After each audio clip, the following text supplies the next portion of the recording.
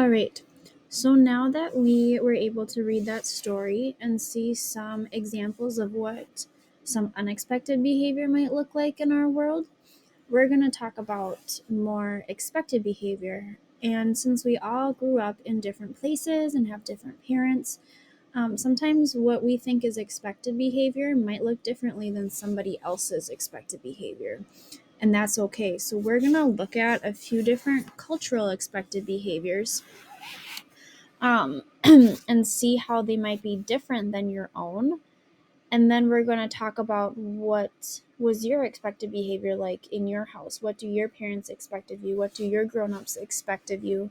And how our cultures might impact that. And since we all come from different backgrounds, it's important that we can understand better what is expected for other people.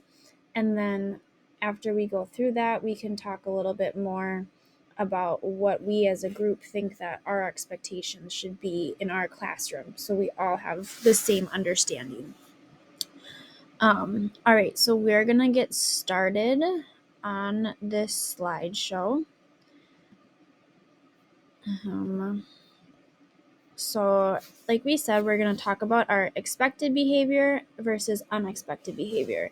And we're going to look at 3 different cultures that are pretty present in our school. And we're going to talk about how their expected behaviors and cultures are different from each other. So when we look at American culture, these are some things that is expected for people to do. This is what most people do. So the first thing on there is our eyes are watching. So in America, it's expected that when you're talking to somebody, your eyes are looking at them. That's a sign of respect. So when you're talking with somebody from here, and in school, when you're out in public, it's expected that if you're talking to somebody, you're going to be looking at them. The next part of expected behavior in America is their personal space.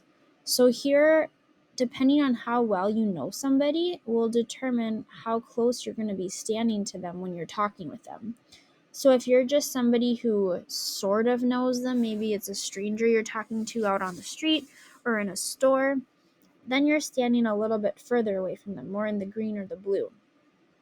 But when it's somebody that you know, you're close with, maybe your family, your close friends, your classmates, your teacher, that's when you move into the orange or yellow zone. So you're a little bit closer to them. And in different cultures, personal space looks differently. So that's why it's important to know that here in America, you stand further apart for the people you don't know as well, and then closer to the people that you do know well. The next valued expected behavior in America is our privacy. So privacy is a big thing here. It's not something that we share with a lot of people. People like things to be secured. You're not giving others a lot of your information. And that's just something that's expected. It's not seen as rude or disrespectful. It's just how things are done here. And then when you look over here, smiling. So smiling is something that is respectful and expected behavior in America. So it's building friendships. We smile at each other. We show our teeth. That's something it's not rude or disrespectful. It's something that's expected. And then another thing in America that's expected is we move pretty quickly. We like to be respectful of our time. So we keep things going. We show up on time. If someone says we have gym at 1 o'clock today, then that means that right at 1 o'clock, gym starts. It doesn't start a little bit after, a little before. It will start right at 1 o'clock. So those are just a few things that are expected in America. We can look at a few other cultures now and see how maybe that's different. Other places that some things that are expected here in America might not be expected in other countries. So the next thing we'll look at is the Somalian culture. So their expected behavior might look a little bit different than ours, and that's okay. So the first thing that's there is it's not rude to be late. So in Somalia, in the Somalian culture, time is not as much as a fixed thing. It's not as important. So if in Somalia, we say, oh, we have gym at 1 o'clock, but we show up at 2 o'clock. That's not something that's rude or disrespectful. It's expected that time is not as important. Another expected behavior in the Somalian culture is that when you go inside somewhere, you take your shoes off.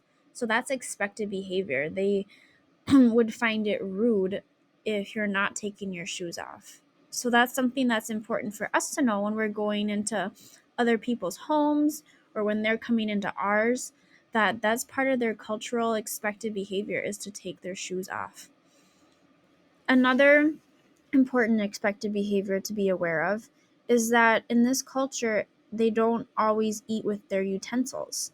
So maybe in some cultures, it would be rude to touch food with your hands. But in this culture, that's what's expected. It's not a rude thing. It's just their expected behavior. So keeping some of these things in mind will help us better understand each other, give us some more background knowledge, and help us know how we can be more respectful to others by using their expected behavior. And then the last culture that we'll look at is what is Chinese expected behavior. So something in the Chinese culture is their culture is very traditional. So in America, we have a lot of things that change, a lot of values that change. But in China, it's a lot more traditional. Things don't change as much or change as quickly. And that's just what's expected. They hold their traditions, they get sent down through generations. And their families are very strong. Another expected behavior is that you are respectful and you value your elders. So in some cultures, like here in America, maybe our older population is not as respected, it's not as valued.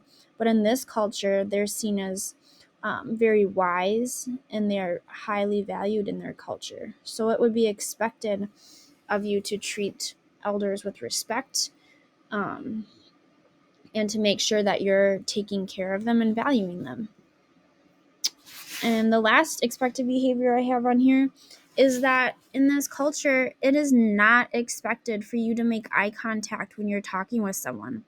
So in the American culture, we talked about how it is expected for you to have your eyes watching. But in this culture, you only have your eyes watching to show when you're angry. So that's something that's important to know, because maybe someone is talking to you that's from this culture and they're not looking at you with their eyes, and you might think that they're not paying attention or they're being rude. But really, that's just what their expected behavior is. That's what they know is, that's how they're trying to be respectful for you. Um, so moving on into our classroom, how does this information that we learned about impact what we think our expected behavior should be? Since we all come from different cultures and different backgrounds here, um, we all need to know where other people are coming from and be respectful of every way that people do things and be gentle and help each other learn. So with this in mind, we're going to move forward and we're going to make two charts together. We're going to make one chart of what you guys have learned in your homes of what is expected for you. And then as a group, we're going to come up with what is our expected behavior going to be in our classroom.